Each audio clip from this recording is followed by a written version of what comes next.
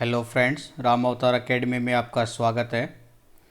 Class 12th की physics का chapter चल रहा था हमारा electrostatic potential and capacitance.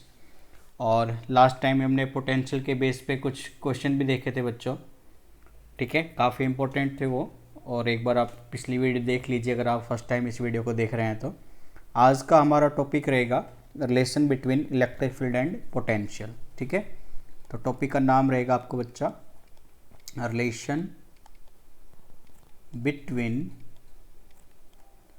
electric field and potential। ठीक है, इलेक्ट्रिक फील्ड और पोटेंशियल के बीच में जो रिलेशन है उसको फाइंड आउट करेंगे हम। तो सबसे पहले मैं इलेक्ट्रिक फील्ड को कैलकुलेट करूँगा पोटेंशियल से। तो यानी पहला टॉपिक जो है हम उसको कंप्यूट कर लेते हैं। कंप्यूटिंग इलेक्ट्रिक फील्ड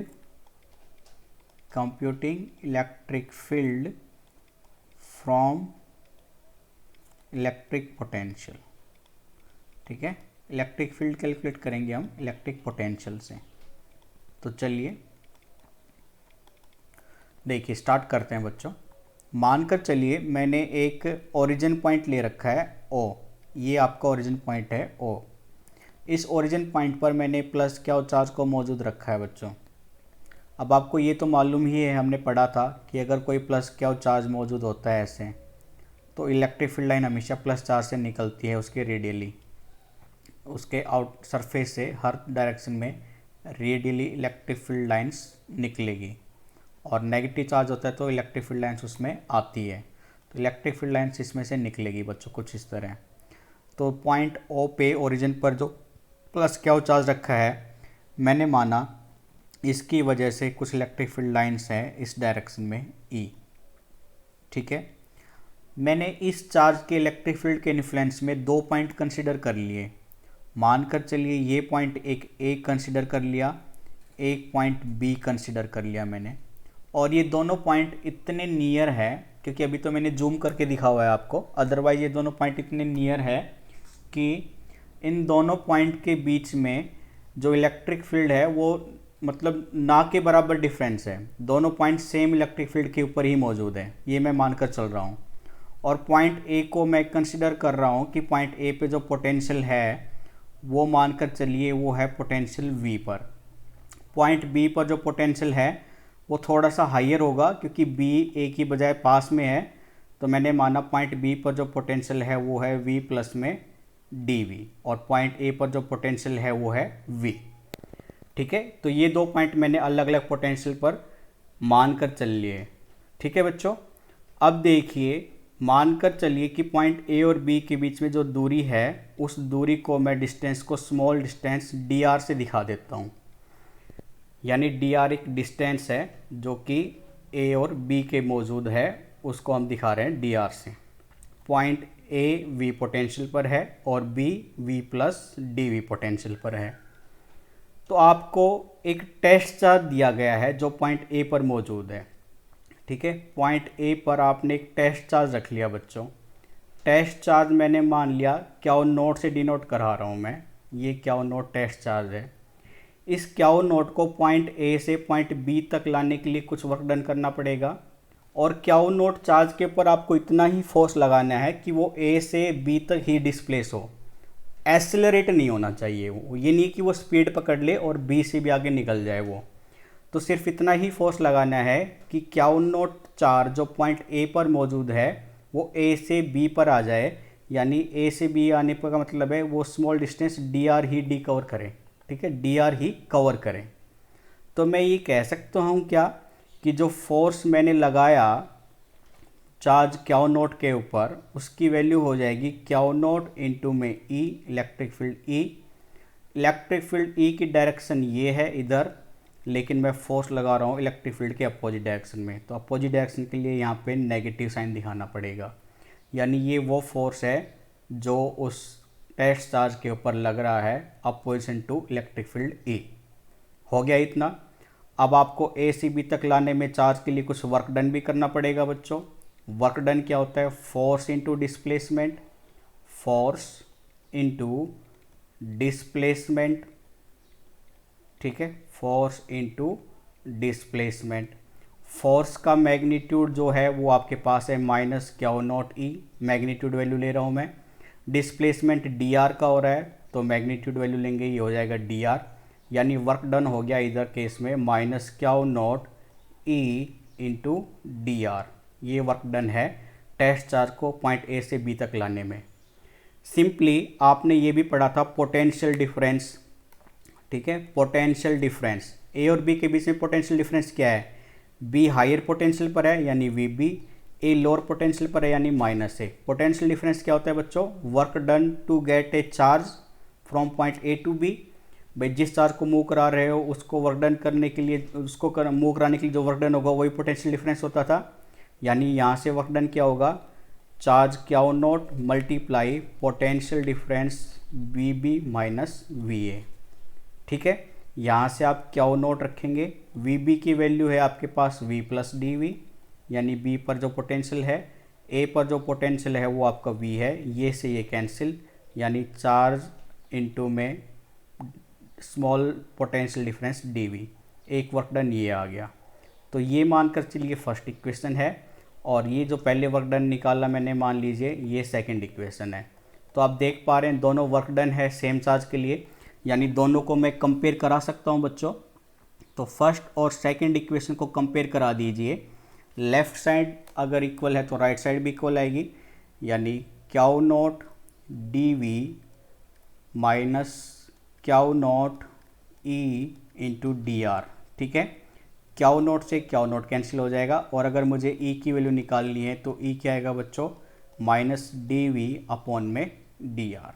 तो पोटेंशियल गिवन था आपको, उसकी हेल्प से आपने इलेक्ट्रिक फील्ड ई कंप्यूट किया है। तो यानी यहाँ से इलेक्ट्रिक फील्ड ई की अगर डेफिनेशन बात करें तो वो क्या हो जाएगी बच्चों, D V by D R का मतलब, ये जो D V by D R है इसका क्या मतलब है, rate of change of potential, rate of change of potential, rate of change of potential with respect to distance, with respect to distance, ठीक है। यही आपकी इलेक्ट्रिक फील्ड ई की डेफिनेशन हो जाएगी। यानी इलेक्ट्रिक फील्ड क्या है बच्चों, rate of change of potential with respect to distance, वो इलेक्ट्रिक फील्ड हो जाएगा। और पोटेंशियल जो रेट चेंज हो रहा है डिस्टेंस के साथ, इसी को हम क्या कह सकते हैं, पोटेंशियल ग्रेडियंट, ठीक है, पोटेंशियल ग्रेडियंट। जो आपका पोटेंशियल डिस्टेंस के साथ चेंज हो रहा है इसको हम कहते हैं पोटेंशियल ग्रेडियंट, ठीक है बच्चों। दूसरी चीज़ यहाँ पे आप ये नेगेटिव साइन भी देख रहे हैं, ये नेगेटिव साइन इंडिकेट कर रहा है कि इलेक्ट्रिक फील्ड की डायरेक्शन वो डायरेक्शन है जिधर पोटेंशियल डिक्रीज हो रहा है, ठीक है। तो नेगेटिव साइन क्या इंडिकेट करेगा बच्चों, इट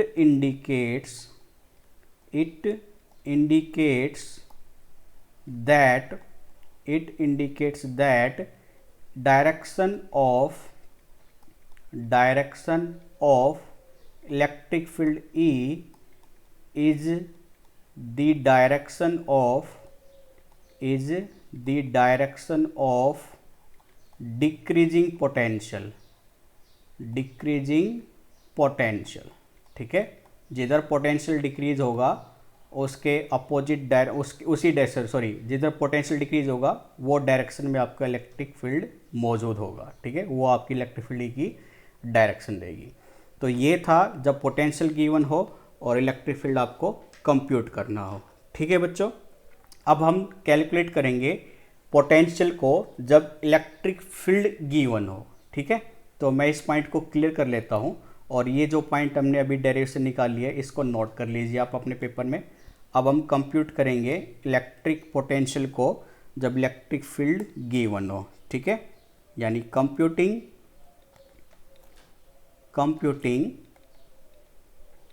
इलेक्ट्रिक पोटेंशियल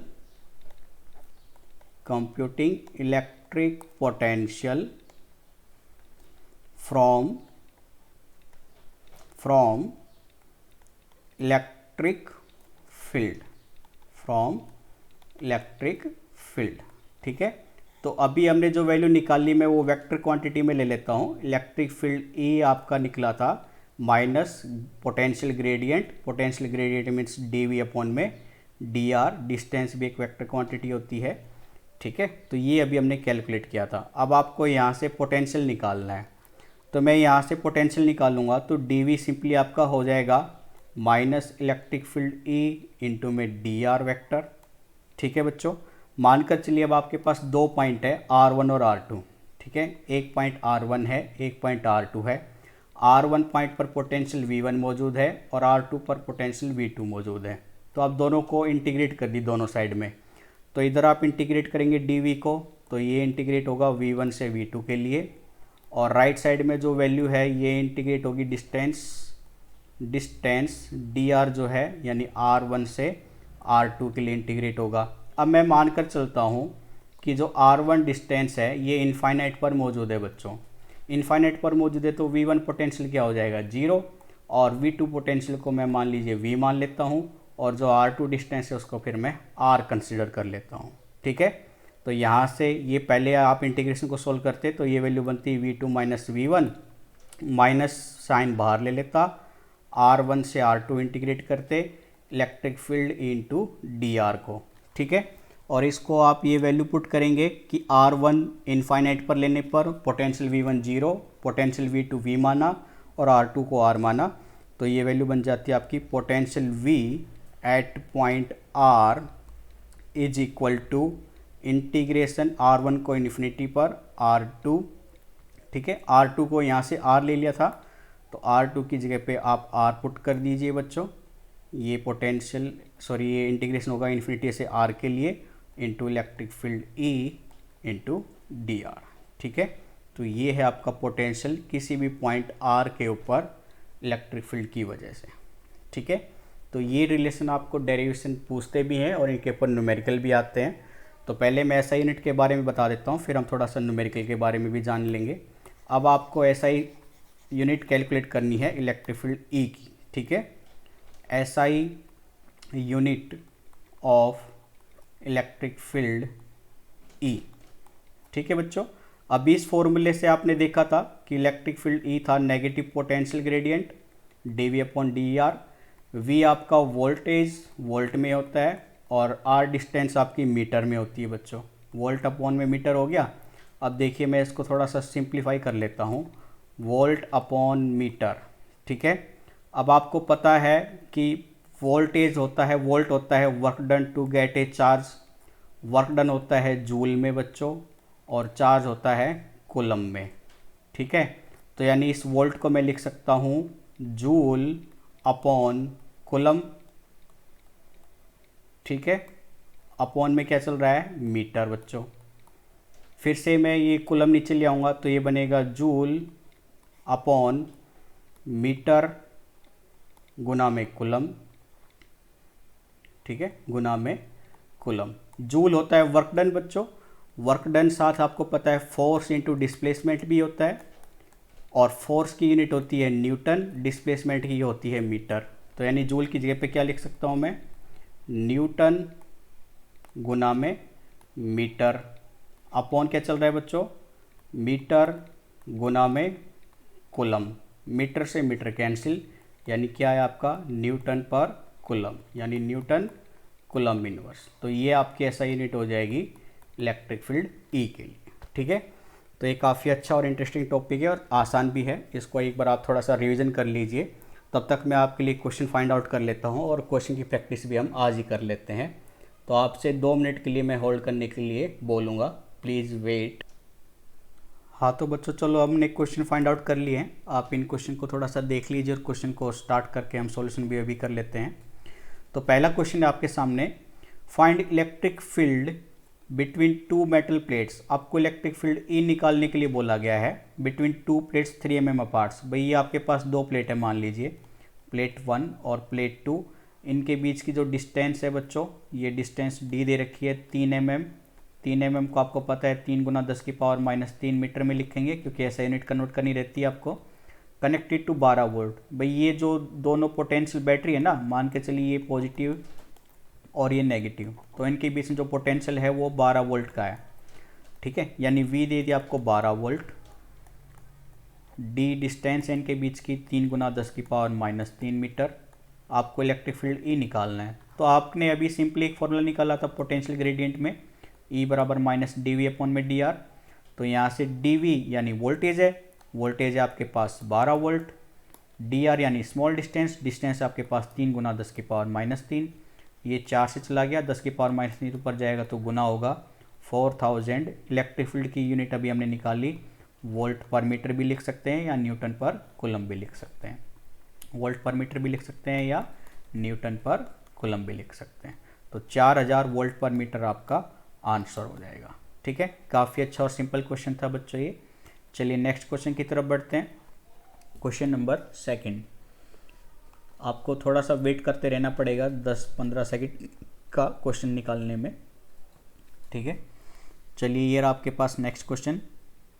क्वेश्चन को रीड करिए और 2 मिनट के लिए सोचिए कि आप इस क्वेश्चन को कर सकते हैं या नहीं। तब तक मैं भी क्वेश्चन को पढ़ लेता हूँ, फिर प्रोसीड करते हैं। क्वेश्चन नंबर 16 में एक बोला गया है, calculate the voltage needed to balance an oil drop carrying 10 electrons when located between the plates of a capacitor which are 5 mm apart. भाई कैपेसिटर है आपके पास, ये मान लीजिए कैपेसिटर है, ठीक है, इसके बीच की जो डिस्टेंस है d, ये 5 mm दी गई है बच्चों। 5 mm का मतलब है 5 गुना में 10⁻³ मीटर। ठीक है, ग्रेविटी आपको बोली गई है 10 मीटर पर सेकेंड के रखनी है। The mass of oil drop is, भाई मास ऑफ ऑयल ड्रॉप कितना है, 3 गुना 10⁻16 kg। ठीक है, तो आपको calculate the voltage needed to balance an oil drop. भाई इन दोनों प्लेट के बीच में, ये तो एक प्लेट है मान लीजिए पॉजिटिव चार्ज, ये प्लेट है नेगेटिव चार्ज, इसके बीच में ये ऑयल ड्रॉप है आपके पास जिस पे नंबर ऑफ इलेक्ट्रॉन्स n की संख्या है 10।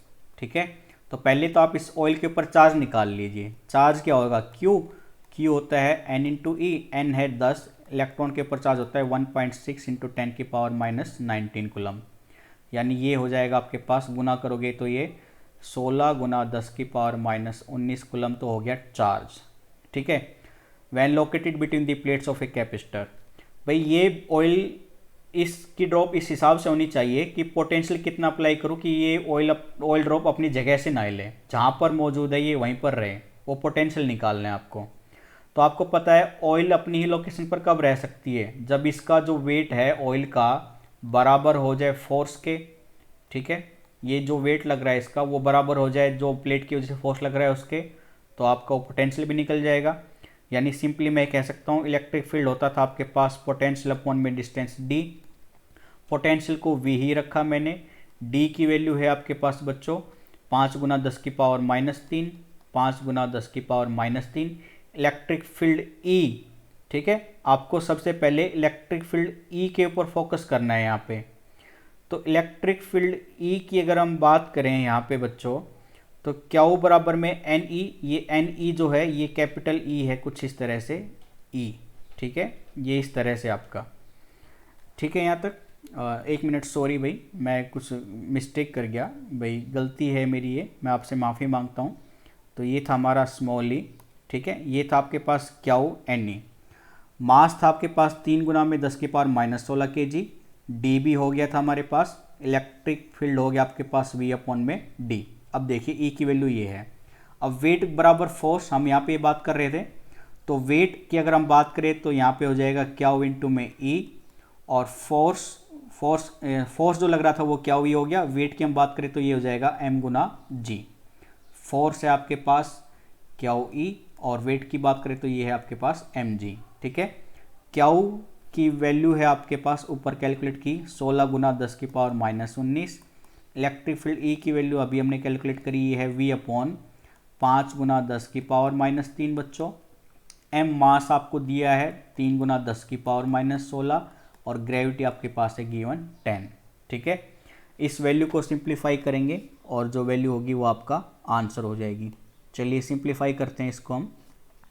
तो यहाँ से आप देखेंगे V की वैल्यू अगर हम निकालेंगे तो ये होगा 3 गुना 10⁻16 गुना 10, 5 गुना 10⁻³ ऊपर आ जाएगा, 5 गुना 10⁻³ बच्चों, और 16 गुना में 10⁻19। ठीक है, तो आप देख पा रहे हैं 10 की पावर ये 16 माइनस में है और ये -3 19 हो जाएगा, ये पूरी वैल्यू कट हो जाएगी अपॉन 10 की पावर -19 से। ऊपर आप देख पा रहे हैं ये वैल्यू 2 से कट हो रही है, 2 पंजे 10, 2 आठी 16। ऊपर गुना करेंगे 3 5 और 5 की वैल्यू, 5 या 15, 15 5 75 बटे में 8। ठीक है, 75 को आप 8 से भाग कर दीजिए, 8 नीम 72, 3 8 या 24, 8 चौक 32। ठीक है, ये 8 नीम 72, 3 बचा तो 30 आएगा, फिर 8 चौक 32 और 8 या 24, 6 8 7 56, 9.37 वोल्ट। ठीक है, ये आपका आंसर हो जाएगा। ठीक है, 9.37 वोल्ट। तो ये पोटेंशियल आपको अप्लाई करना पड़ेगा उस टर्मिनल यानी उन प्लेट के अक्रॉस में, ताकि वो ऑयल ड्रॉप अपनी पोजीशन से हिले नहीं। ठीक है, ये आपका आंसर हो जाएगा बच्चों। चलिए नेक्स्ट क्वेश्चन की तरफ बढ़ते हैं। क्वेश्चन काफ़ी इजी और सिंपल भी है बच्चों। ठीक है, और आपको थोड़ा सा बस हल्का सा गौर करना है, थ्योरी पे ध्यान दीजिए और साथ में क्वेश्चन की प्रैक्टिस कीजिए। आपके बोर्ड एग्ज़ाम में काफ़ी अच्छा स्कोर कर सकते हैं आप इस तरीके से, तो आपको घबराने की ज़रूरत नहीं है, बस क्वेश्चन पे फोकस करते रहिए आप। चलिए नेक्स्ट क्वेश्चन देखते हैं, क्वेश्चन नंबर 3। ठीक है, आप क्वेश्चन को रीड करिए और 2 मिनट के लिए सोचिए कि आप क्वेश्चन को कर सकते हैं या नहीं। तब तक हम भी क्वेश्चन को पढ़ लेते हैं बच्चों। Question number 17, an infinite plane sheet of charge density 10 की power -8 coulomb -2 is held in air. एक प्लेन शीट चार्ज डेंसिटी की बात कर रहा है, तो आपको पता है कि electric field on infinite plane sheet हमने कैलकुलेट करी थी, तो मैं ये नोट करा देता हूँ। ये हमने इलेक्ट्रिक चार्ज एंड फील्ड में कैलकुलेट किया था। Electric field of an infinite plane sheet, infinite plane sheet. ठीक है, तो ये क्या था आपका बच्चों, E बराबर में चार्ज डेंसिटी अपॉन में 2 एप्सिलॉन। इनफाइनाइट प्लेन शीट के लिए आपके पास इलेक्ट्रिक फील्ड ये होता था। ठीक है, साथ ही इसने कहा in this situation how far apart are two equipotential surface. भाई मैंने मान लिया जो डिस्टेंस है उनके बीच की वो है मान लीजिए dr, और जो पोटेंशियल डिफरेंस है वो है dv। तो आपका इलेक्ट्रिक फील्ड यहाँ से क्या आएगा, जो dv अपॉन में dr। ठीक है, अभी साइन की हम कन्वेंशन की बात नहीं कर रहे हैं, क्योंकि आपको सिर्फ मैग्नीट्यूड वैल्यू निकालनी है। आप देख पा रहे हैं अगर ये फर्स्ट इक्वेशन है और ये सेकंड इक्वेशन से कंपेयर करने पर सिग्मा अपॉन में 2 एप्सिलॉन नॉट बराबर में dv अपॉन में dr। ठीक है, आपको dr निकालना है बच्चों यहाँ से, तो dr क्या हो जाएगा, dv into 2 epsilon naught upon में charge density sigma. dv potential है 5 दिया गया है, 2 एप्सिलॉन नॉट की वैल्यू आपको याद होनी चाहिए, ये होती है 8.85 इंटू 10 की पावर -12 अपॉन में सिग्मा चार्ज डेंसिटी आपके पास 10 की पावर -8 गिवन है, 10 की पावर -8। ये 10 की पावर -8 ऊपर जाएगा प्लस का हो जाएगा और उसे सिंप्लीफाई करेंगे तो ये वैल्यू आपकी लगभग अप्रोक्सीमेटली आ जाएगी 8.85, और ये इसकी भी डेसिमल हटा देंगे 8.85 की। सोल्व करने पर आपके पास ये वैल्यू आएगी बच्चों 10 की पावर -3। ठीक है, मीटर, क्योंकि डिस्टेंस पूछी थी ऐसा यूनिट मीटर में रहेगी, तो ये आपका आंसर हो जाएगा गिवन क्वेश्चन के लिए। ठीक है बच्चों, चलिए नेक्स्ट क्वेश्चन देखते हैं।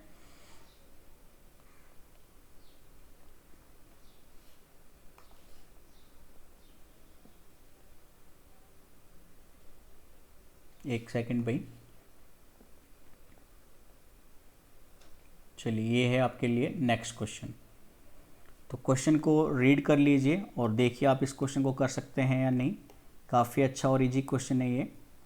देखिए 3 points A B and C lie in a uniform electric field E. 3 point given है इलेक्ट्रिक फील्ड ई के अंदर, और इलेक्ट्रिक फील्ड ई की भी वैल्यू आपको गिवन है, और आपको पूछा गया है potential difference between A and C. A और सी के बीच में पोटेंशियल डिफरेंस पूछा है बच्चों।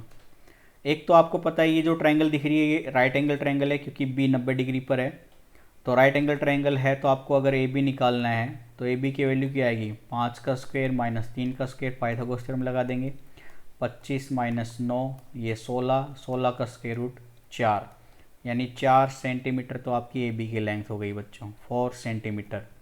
दूसरा आप ये भी देख पा रहे हैं कि बी और जो सी पॉइंट है ये इक्विपोटेंशियल पॉइंट है, क्योंकि बी और सी सेम इक्विपोटेंशियल लाइन के ऊपर आ रहे हैं, है ना। ये बी और सी इक्विपोटेंशियल लाइन पर है, तो बी और सी जो दोनों बच्चों सेम पोटेंशियल पर है, यानी बी का जो पोटेंशियल है वही पोटेंशियल सी का रहने वाला है।